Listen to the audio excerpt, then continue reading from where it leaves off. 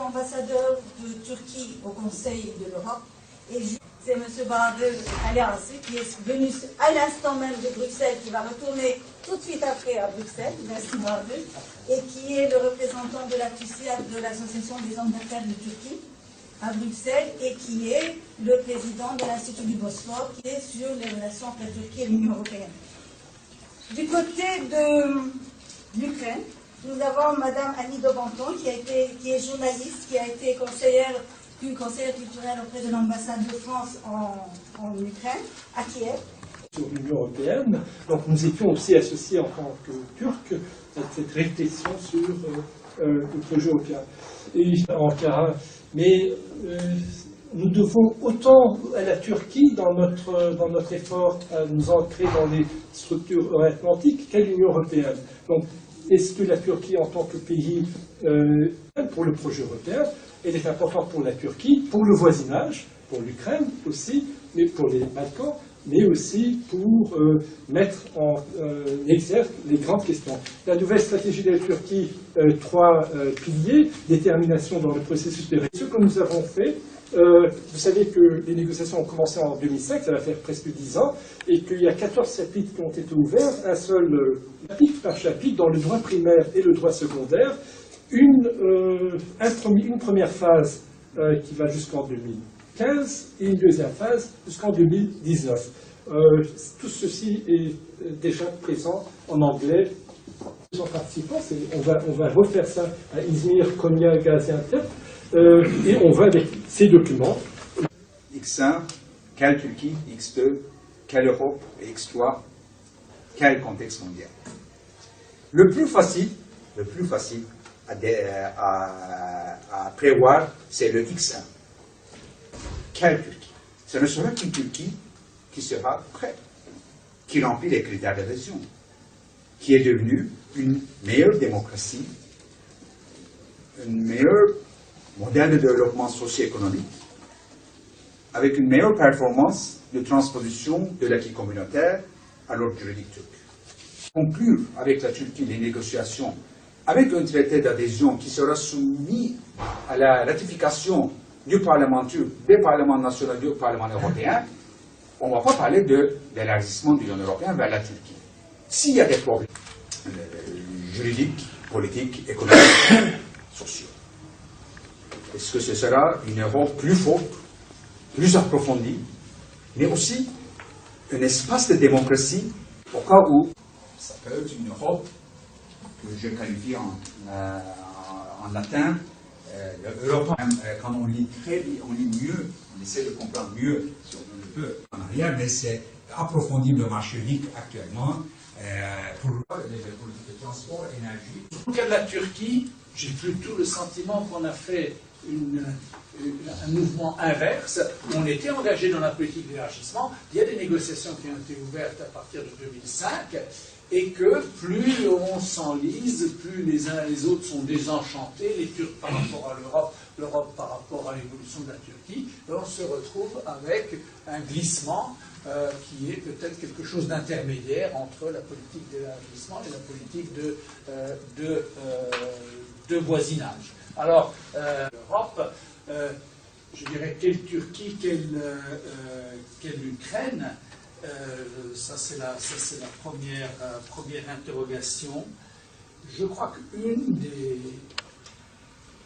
raisons, ou en tout cas une des interrogations européennes sur l'évolution de la Turquie. Temel mesaj Avrupa projesine bugün olan ihtiyaç ve projenin güçlendirilmesi konusunda herkesin üzerine düşeni yapması. Bu mesajı verdim. Türkiye bu mesajı bugün çok güçlü bir şekilde verebiliyor.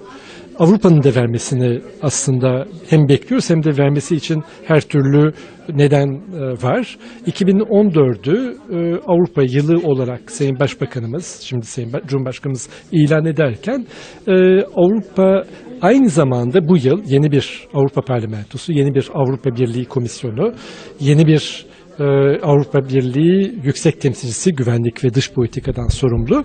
Ayrıca da 1 Aralık'ta göreve başlayan yeni bir Avrupa Birliği Zirvesi lideri. 10 öncelik, toparlanma gayreti, 10 yıllık bir krizden çıkan bir Avrupa, Türkiye'nin de uzun Avrupa Birliği yolunda 62. hükümetle güçlü, yenilenen ve değişik bugün paylaştığım belgelerle Bakanlar Kurulu'nda hepsi onaylanan güçlü bir şekilde o mesajı veren, samimi bir mesajı veren Türkiye'nin yeni Avrupa Birliği stratejisi, Türkiye'nin iletişim stratejisi, birinci aşama eylem planı, ulusal eylem planı 2014-2015, 2015-2009 ikinci aşama eylem planı ve her bir fasılda Türkiye'nin birincil ve ikinci hukukta yaptıklarını Sayın AB Bakanı Sayın Volkan Bozkır her vesileyle dış temaslarında bunu vurguluyor. Dış temaslarında vurguluyor, aynı zamanda düşünce kuruluşlarında da Sayın Bakanımız ve bizlere verdiği talimat çerçevesinde biz de bu düşünce kuruluşlarında mümkün olduğu kadarıyla Türkiye'nin bu güçlü mesajını veriyoruz.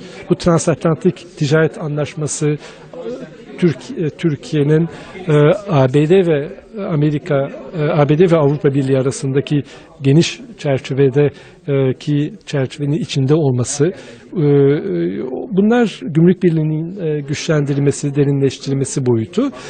Zaten son haftaki ziyaret trafiğine bakmak yeterli. 3 Avrupa Birliği Komisyon üyesi Mogherini, Hahn ve Stylianides. Bugün İtalya Başbakanı Türkiye'de, 2 gün önce İngiltere Başbakanı Türkiye'deydi. Avrupa Parlamentosu Türkiye raportörü Türkiye'de. Türkiye'ye olan ilgi ve bizim bugün hükümet olarak 62. hükümetin ortaya koyduğu irade bir karşılık aslında o anlamda Sayın Bakanımızın da söylediği gibi buluyor. Bugün özelliği aynı zamanda Ukrayna boyutuyla da birlikte, çünkü biliyorsunuz genişleme ve komşuluk. Biz aslında Avrupa Birliği'nin güçlü bir komşuluk politikasının olmasını önemsiyoruz, olmasını temenni ediyoruz. Türkiye'nin de aslında bu güçlü bir istikrar, refah, değerler zemininde ileriye taşınacak, değişimi gören, değişimi destekleyen ve bölgeyi statiko antiye dönüşte değil, bölgeyi ileriye taşıyan bir anlayışta, bütün bir coğrafyaya bakışta Avrupa projesini güçlendirmesine yerleştiren bir anlayışı biz burada önemsiyoruz. Ukrayna, Türkiye açısından tabii stratejik bir ülke, stratejik bir ortak.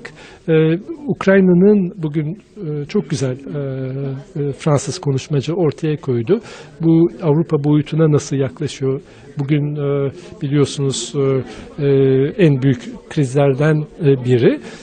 Türkiye boyutu genişlemede güçlenen, genişlemenin önemini gösteren ve katılım sürecinin Avrupa projesi aslında değerini ortaya koyan, ama aynı zamanda da Avrupa projesi, Avrupa Birliği ne kadar toparlanırsa ve etrafına o kadar özgüvenle bakarsa birçok ülkenin de Ukrayna dahil komşuluk havzasında Türkiye'den farklı olarak üyelik müzakerelerinde olmayan ama komşuluk havzasında Avrupa Birliği'ne, Avrupa projesine bakışı güçlendirilmesi arzusu olan ülkelerde de belli bir ortak değerlendirme imkanı verdi. Çok teşekkürler. Sağ olun.